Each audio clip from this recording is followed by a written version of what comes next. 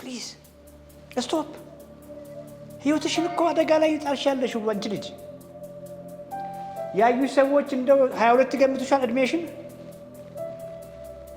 ኧረ በስመ አብ ማዘርን አይተዋት እናትየዋ ማነች ከባሌ ጋር ስሄድ ባልሽ ነው ልጅሽ ነው ለምን እግዚአብሔር አልበላው ካልጠጣው ጡቴ ወተት አይዝም ቶሎ እየበላው ውሃ ምናምን ስጠጣ ብቻ።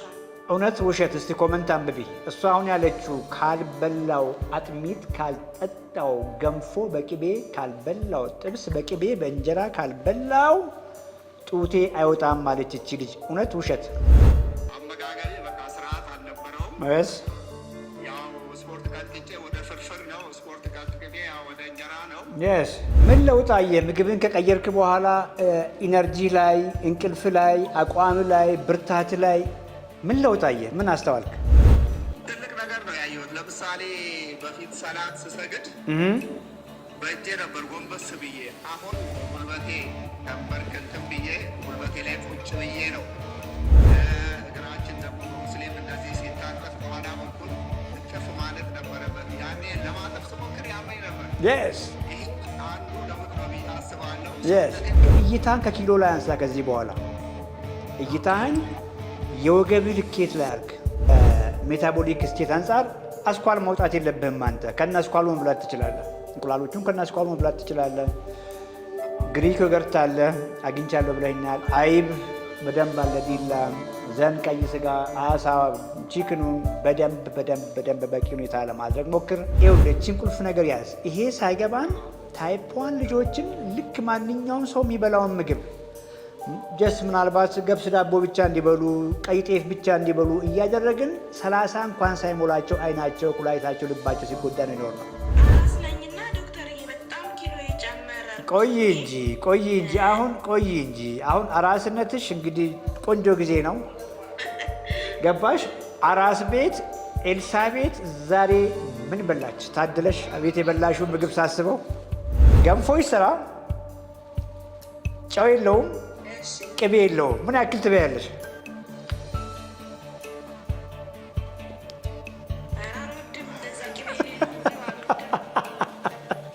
ስንት ኪሎ ነሽ?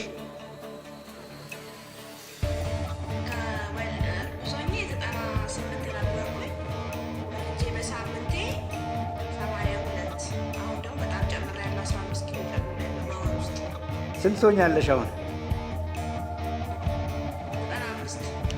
መደበቅ አለብኛ ይሄን ከማይ።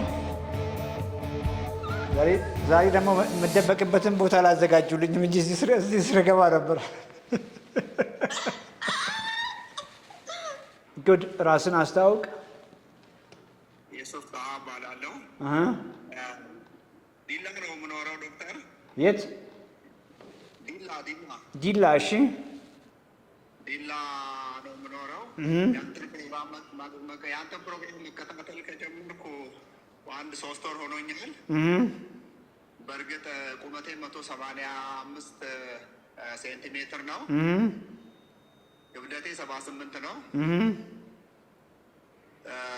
ቦርጭ እንኳን የለኝም። ግን ባለፈው ዝም ብዬ ቼክ ስደረግ 5.9 ሆነ ሂሞግሎቢን ኤች1ሲ።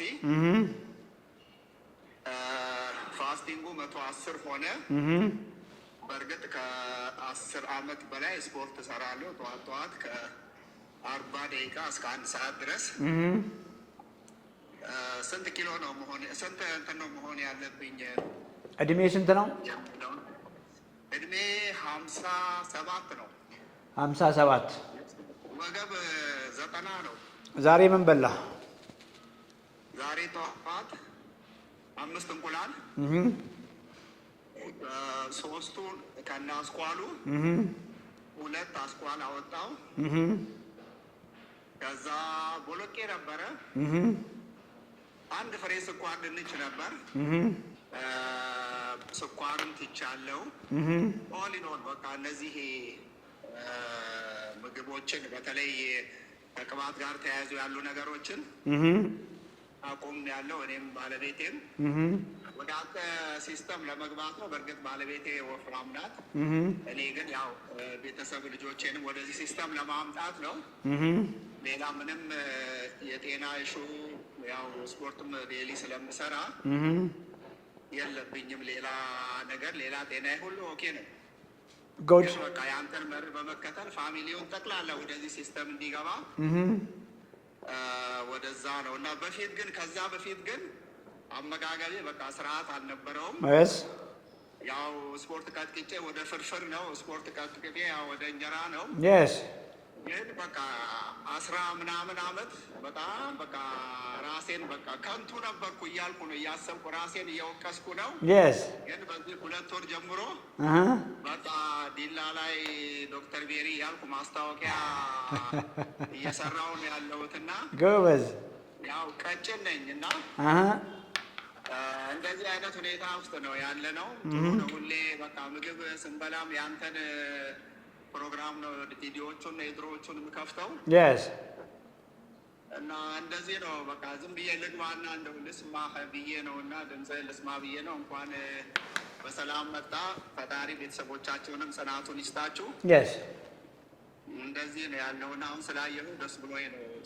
ጎበዝ ምን ለውጥ አየህ? ምግብን ከቀየርክ በኋላ ኢነርጂ ላይ፣ እንቅልፍ ላይ፣ አቋም ላይ፣ ብርታት ላይ ምን ለውጥ አየህ? ምን አስተዋልክ?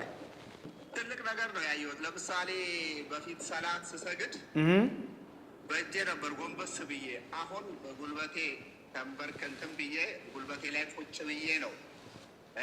እግራችን ደግሞ በሙስሊም እንደዚህ ሲታጠፍ ከኋላ በኩል እቅፍ ማለት ነበረበት። ያኔ ለማጠፍ ስሞክር ያመኝ ነበር። ይህ አንዱ ለውጥ ነው ብዬ አስባለሁ። ሰውነቴ በጣም ቀሎኛል።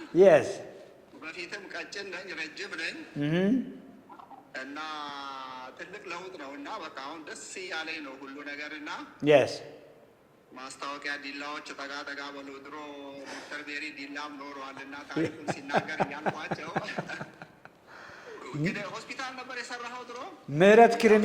ምህረት ክሊኒክ የሚባል ሞላ ጎልጃ ምናምን የሚባል አለ። እሱ ሞላ ጎልጃ ስሙ አለ። ልክ ነው። እነዛ ዘን የዩኒቨርሲቲ ጆይን አድርጌ ብዙ የዛኔ ገና አሁን ወደ ሐዋሳ ሺፍት ያደረገው ዩኒቨርሲቲ እዛ ነበር የጤናው። እዛም ጆይን አድርጌ ብዙ አልቆየውም እና ዲላ እንግዲህ ኖር ያለው በጣም ለ2 ዓመት ለ3 ዓመት ኖር ያለው እና በጣም ወዳት እንደ ሀገሬ የማያት ከተማ ናት እና በጣም ደስ ብሎኛል ስለመጣ። ቁልፍ ነገር ያዝ። ቁልፉ ነገር ምንድን ነው? እይታህን ከኪሎ ላይ አንሳ። ከዚህ በኋላ እይታህን የወገብ ልኬት ላይ አድርግ። ቀሪ ዘመንህን የወገብ ልኬት ከ92 መብለጥ የለበትም። ፐርፌክት 90 ነው አሁን። ኦኬ 90 ፐርፌክት። እሷን ብቻ እዛ ጋር አፍናት። ኤክሰርሳይዝ አድርግ። ከኤክሰርሳይዝም ደግሞ የጡንቻ ስፖርት ላይ ፎከስ አድርግ። በሳምንት 2-3 ቀን የጡንቻ ስፖርት እሰራለሁ።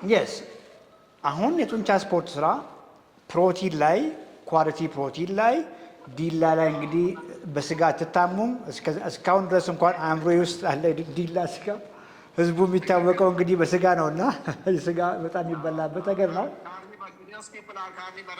ካርኒቨረስ በጣም እና ላያቸውም አቋማቸውን ፊዚካላቸውን አላየህም? ምን እንደሚያካክሉ የዲላ ሰዎች እጅግ የሚያምር ተክለ ሰውነት አላቸው። ረዣዥሞች ናቸው አይታቸው ከሆነ ልክ ነኝ? እዛ አካባቢ የጌዲዮ ማህበረሰብ ነው እንግዲህ ያለው። በጣም ነው ብዙዎቹ እንግዲህ ጓደኞቼም ናቸው እና እንዲህ ብዬ ነበር ማያቸው የእድሜ ኩዮቼን እንኳን ረዣዥም አየህ፣ እነሱ ቀድመውናል። እነሱ ቀድሞ ባነዋል እና እንደ ጉድ የሚበላበት ነገር ነው።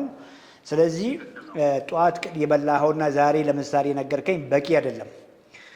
ፕላስ ደግሞ አሁን ካለበት የሜታቦሊክ ስቴት አንጻር አስኳል ማውጣት የለብህም አንተ። ከነ አስኳሉ መብላት ትችላለህ። እንቁላሎቹን ከነ አስኳሉ መብላት ትችላለህ። ግሪክ ዮገርት አለ አግኝቻለሁ ብለኸኛል። አይብ በደንብ አለ ዲላ። ዘን ቀይ ስጋ፣ አሳ፣ ቺክኑን በደንብ በቂ ሁኔታ ለማድረግ ሞክር። አትክልቶች መጠቀም ትችላለህ። አሁንም የተጠቀምክ ነው ብዬ አስባለሁ። ፍራፍሬ መጠቀም ትችላለህ። ምንም ችግር የለውም ለአንተ። ጥራጥሬ ተጨማሪ ቅድም ያልከውን ብሎቄ ባቄላውን ተጨማሪ እንደ ሳይድ ዲሽ ከነስጋ ጎን እንደ ተጨማሪ እነሱን መጠቀም ትችላለህ።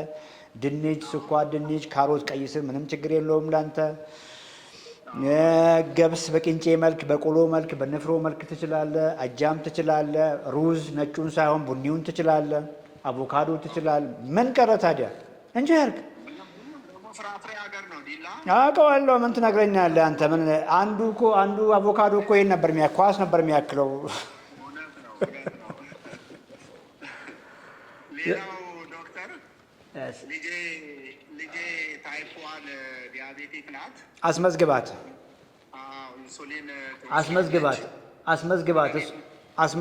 አሁን እሷ የምታደርገው ባው ላይ ስልክ አለ። አስመዝግባት። እዚያው ባለችበት ፎሎ እናደርጋታለን። ሚል ፕላን ተዘጋጅቶላት በየጊዜው እንግዲህ እዛ ካሉ ጤና ባለሙያዎች ጋር እየተነጋገርን ምግብ ሲቀየር ቶሎ መርፌውን መቀነስ ይጠይቃል። ይሄ እጅግ ክሪቲካል ነው። ባይዘው ለእሷ በተለይ ይሄ ሳይገባን ይኸውልህ፣ ቁልፍ ነገር ያዝ። ይሄ ሳይገባን ታይፕ 1 ልጆችን ልክ ማንኛውም ሰው የሚበላውን ምግብ ጀስት ምናልባት ገብስ ዳቦ ብቻ እንዲበሉ፣ ቀይ ጤፍ ብቻ እንዲበሉ እያደረግን 30 እንኳን ሳይሞላቸው አይናቸው፣ ኩላሊታቸው፣ ልባቸው ሲጎዳ ነው ይኖር ነው። አሁን ባለው እሳቤ ግን እነዚህን ልጆች ገብተዋል እንደ ታይፕ 2 ስኳራቸው መቀልበስ ባንችል እንኳን ቀሪ ዘመናቸውን ስኳር ካሌለባቸው እኩዮቻቸው ጋር እኩል ማድረግ ተችሏል ነው እያልኩ ያለሁት።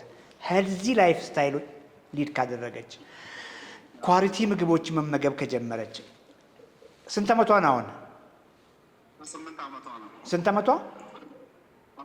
18። ስለዚህ ቆንጆ እድሜ ላይ ያለችው ሰውነቷን እየገነባች ትንሽ ኢንሱሊን ብቻ ወስዳ ስኳሯን ኖርማል ማድረግ ከቻለች፣ ገብቷል? ስኳሯን ኖርማል ማድረግ ከቻለች፣ ቦርጫም ሳትሆን ጡንቻ በጡንቻ ሆና መኖር ከቻለች፣ በእሷና ስኳር ባሌለባቸው ጓደኞቿ መካከል ኦልሞስት ምንም አይነት ዲፍረንስ አይኖርም ነው እያልኩ ያለሁት። አገኘኸኛውን? የስ ይሄ ነው። ስለዚህ አስመዝግባት። ልክ አስመዝግበ ስጨርስ ቀጥታ ኮሚኒኬት አድርጋቸዋለሁ። የስ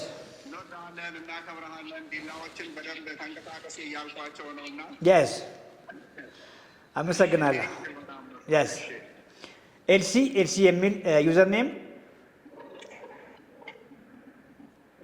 ከሚት ላይ አንሺ። ኤልሲ እንዴት ነሽ? ይሰማል? እግዚአብሔር ይመስገን። ሰላም ነው? ደህና ነኝ፣ እግዚአብሔር ይመስገን።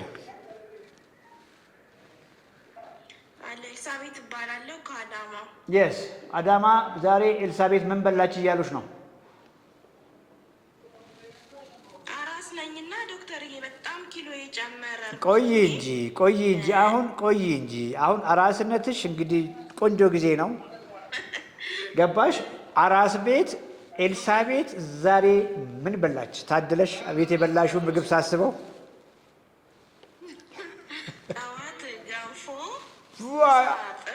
ቆይ እንጂ የጠዋቱን ገንፎ እስቲ አምጪልኛ። ገንፎ ቅቤ በደንብ የጠጣ ነው አይደል? ቅቤ የለውም እንዴ?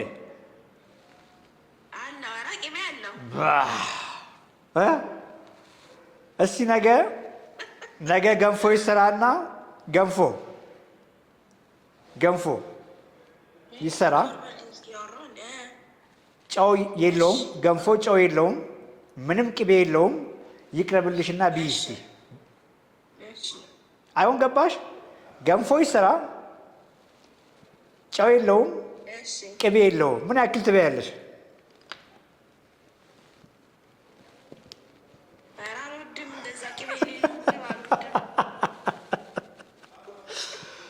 ይሄ እኮ ገባሽ? ያን ሁሉ ገንፎ ዛሬ የበላሽው ከቅቤ ጋር በመዋሃዱ ነው። ከቅቤ ጋር ተገናኘ። ሚጥሚጣው አለ፣ ጨው አለ። በልተሽ እንኳን አታቆሚም። እንደዛ በልተሽ እንኳን ምሳ ላይ ራበሽና ምን በላሽ? ምሳ ላይ ጥብስ በእንጀራ ቅቤ ያለው አሁንም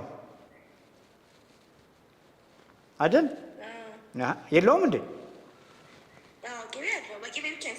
የስ ሌላስ መሀል ላይ ለስላሳ ጁስ ምናምን ጠያቂዎች ምን ይዘው መጡ? መራቂዎች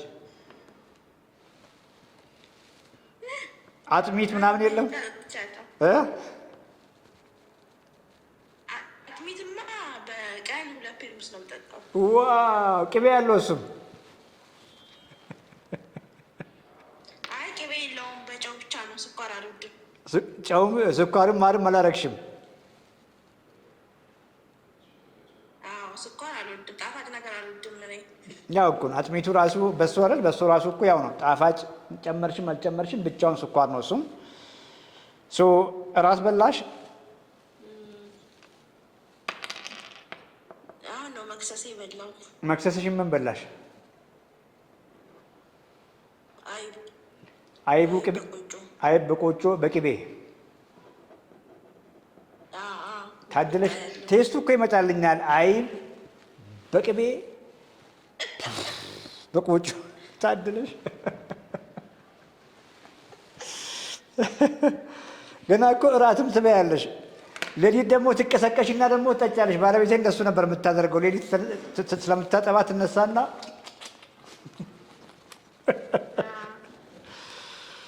እኔ አይዞሽ እሺ። ስንት ዓመትሽ ነው አሁን? 22 ዓመትሽ። ገና እኮ ልጅ ነሽ። ቁመትሽ ስንት ነው? ሜትር ከ50 ስንት ኪሎ ነሽ? እርጉዞኜ 98 ነበርኩኝ። ወልጄ በሳምንቴ 82። አሁን ደግሞ በጣም ጨምሬያለሁ። 15 ኪሎ ጨምሬያለሁ በወር ውስጥ። ስንት ትሆኛለሽ አሁን? 95። መደበቅ አለብኛ ይሄን ከማይ። ዛሬ ደግሞ የምደበቅበትን ቦታ ላዘጋጁልኝም እንጂ እዚህ ስር ገባ ነበር።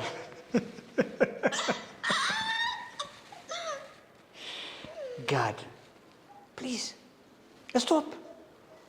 ህይወትሽን እኮ አደጋ ላይ ጣልሽ ያለሽ አንቺ ልጅ። ያዩ ሰዎች እንደው 22 ገምቱሻል እድሜሽን። ኧረ በስመ አብ። ማዘርን አይተዋት እናትየዋ ማነች? ከባሌ ጋር ስሄድ ባልሽ ነው ልጅሽ ነው ነው የሚሉኝ። እግዚአብሔርን እዚያ እኔ እናደድና ቤተሰብ ጋር ደውላለሁ። ያው ቤተሰቦቼን አውራቸው እላለሁ። በጣም እየተበሳጨሁኝ። አይዞሽ እሺ አይዞሽ። ስንተኛ እርግዝናሽ? ሁለተኛ ልጅሽ ነው ይሄ? አንደኛ ልጅሽ ነው ሁለተኛ ልጅሽ ነው? ሁለተኛ ልጅ ነው። በሰርጀሪ ነው እንደልኩት። አይዞሽ። ለምንድን ነው አሁን ይሄን ሁሉ ገንፎ የምትበይው? ለምንድን ነው አጥሚት የምትጠጪው? እስቲ ምንድን ነው ግንዛቤሽ? ለምን አስበሽ ነው? ካልበላው ካልጠጣው ጡቴ ወተት አይዝም። ቶሎ እየበላው ውሃ ምናምን ስጠጣ ብቻ ነው። እውነት ውሸት? እስቲ ኮመንት አንብቢ። እሷ አሁን ያለችው ካልበላው አጥሚት፣ ካልጠጣው ገንፎ በቅቤ፣ ካልበላው ጥብስ በቅቤ በእንጀራ ካልበላው ጡቴ አይወጣም ማለች እቺ ልጅ። እውነት ውሸት? ይታይሻል? ኮመንት ይታይሻል? የስ እሺ፣ ተሳስተሻል እያሉሽ ነው። ኦኬ የስ እናቶች እኮ ትክክል ናቸው። ያው እናቶች ፈሳሽ ሲወሰድ ብዙ ጡት ወተት እንደሚወጣ ያውቃሉ። ግን ያ የሚወጣው ወተት ኦልሞስት ባዶ ነው፣ ብዙ ምግብነት የለውም። ልጅሽም 10 ነው ይጠባል፣ አሁንም ያለቅሳል። አሁንም ይጠባል። ወንድ ነው ሴት? ወንድ ነው። ስንት ወሩ ነው አሁን? 45 ቀን። 45 ቀን። ስለዚህ ዋናው ነገር ገብቶሻል። ጤና ሲኖርሽ ነው ልጅሽንም በሰላም የምታሳድጊው። ልጅሽ ነገ አንቺን በሚፈልግበት ወቅት ከጎኑ የሚያገኝሽ ጤነኛ ስትሆኚ ነው። አሁን እያደረግሽ ያለሽው መንገድ ግን ህይወትሽን፣ አንቺ ክብደት ነው ያየሽው አይደል? ህይወትሽን አደጋ ላይ ጥሎታል ነው እያልንሽ ያለ ነው። እና መንገድ አለ። እሺ መንገዱ ምንድን ነው? ጠግበሽ እየበላሽ፣ ኮመንት ላይ ጽፉልሻል። ጠግበሽ እየበላሽ እየታደስሽ ልጅነትሽን መልሰሽ፣ እሺ ሰምተሽኛል? ልጅነትሽን መልሰሽ ጡትሽም ከአሁን በተሻለ በርከት ያለ፣ በብዛት በርከት ያለ፣ በጥራትም ወፈር ያለ ወተት እንዲወጣ ማድረግ ይቻላል። እሺ ስለዚህ እንግዲህ ምን እንዴት ታደርጊዋለሽ ታዲያ? አሁን ያ ሁሉ የገንፎ እህል ማን ሊበላው ነው? አሁን እኮ ዝም ብዬ ነው የምለፈልፈው ለማታደርጊው ነገር። ብዙ የገንፎ እህል አልቋል ዶክተር። የገንፎ እህል አለቀ። ትንሽ ነው የቀረ። ማዘር ወይ ይዛት ሂዳ ወይ ማዘር ይዞ ሂዱ። አስወግጂ። እሺ አስወግጂ። ሰውነትሽን መግቢ። እሺ አሁን ሰውነትሽን መመገብ ምንድን ነው? ቅድም ያልሽውን ስጋ ቀይ ስጋ አርጊ፣ ጮማ እንዳይሆን። ቀዩን ስጋ ከአትክልት ጋር ቢ ከጎመን ጋር። እሺ እንቁላል አርጊ፣ እንቁላሉንም ከአትክልት ጋር ተመገቢ ጠግበሽ። በቂ እንቁላል፣ በቂ አይብ። አይቡንም ቅቤ አታደርጊም በስፓይስ ቅቤ የሚባል ነገር ከቤትሽ አስወግጂ። እንግዲህ ጣዕሙን የምትወጂ ከሆነ ለማብሰል ያክል በዘይት ከምታበሲ መጥበሻ እንዳይዝ ብቻ ቀባቀባ እያረግሽ በቅቤ ማድረግም ትችላለሽ። ግን ያን ሁሉ ገንፎ ላይ ያደረግሽው ቅቤ ቀጥታ የሚሄደው ወደ ስብ ነው የሚሄደው። ስብሽ ላይ ስብ ነው የሚጨምረው ነው እያልኩ ያለሁት። ስለዚህ ቅቤ የሚባል ነገር፣ ዘይት የሚባል ነገር ምግብሽ ላይ በጣም መጠኑን ቀንሺ። ዋና የምግብሽን መሰረት ፕሮቲን ጻፉላት።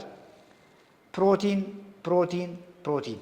እሺ በቂ አሳ የምትወጂ ከሆነ በቂ አሳ፣ በቂ ስጋ፣ በቂ እንቁላል፣ በቂ አይብ፣ እሺ በቂ እርጎ። ከምን ጋር? ከአትክልቶች ጋር ጠግበሽ ብይ።